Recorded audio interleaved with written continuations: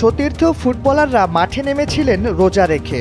সারাদিন উপবাসের পর ঠিক যখন ইফতারের সময় হলো, গোলবারের সামনে লুটিয়ে পড়লেন গোলরক্ষক। সেই সুযোগে ইফতার করে নিলেন তার সতীর্থ খেলোয়াড়রা। ঠিক এমন ঘটনা ঘটেছে ফরাসি লিগের এক ম্যাচে। রোববার যখন এফসি নতে বনাম লে হাভরে এফসির ম্যাচ চলছিল, তখন খেলার ৭৪ মিনিটের মাথায় ইফতারের সময় হয়ে যায়। নিয়ম অনুযায়ী ইফতারের সময় বিরতি কোনো বাধ্যতামূলক বিষয় নয়, তবে কিছু কিছু দেশে সে বিরতি দেওয়া হয়। ফরাসি লিগে সে বিরতির সময় নির্ধারিত না থাকায় প্রতিপক্ষের খেলোয়াড়দের কথা মাথায় রেখেই ইনজুরির অভিনয় করেন এফসি নতের গোলরক্ষক অ্যান্থনি লোপেজ।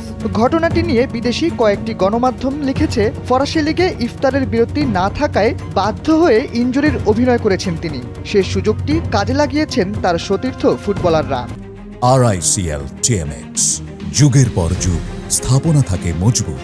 পানি ও খেজুর খেয়ে হাঁটু ভেঙে মাঠে বসে ইফতার করেন তারা। ক্রীড়া বিশ্লেষকরা বলছেন, ফরাসি লিগের এই নিয়মের সাথে অন্যান্য দেশের লিগ ম্যাচের কিছুটা পার্থক্য রয়েছে। ঠিক এমনই একটি ঘটনা ঘটতে দেখা যায় ২০২১ সালের ইংলিশ প্রিমিয়ার লিগের সময়। খেলার মাঝখানে সূর্যাস্তের সময় ইফতার করেন খেলোয়াড়রা। সে সময় অবশ্য রেফারি তাদের কিছুটা সময় দিয়েছিলেন।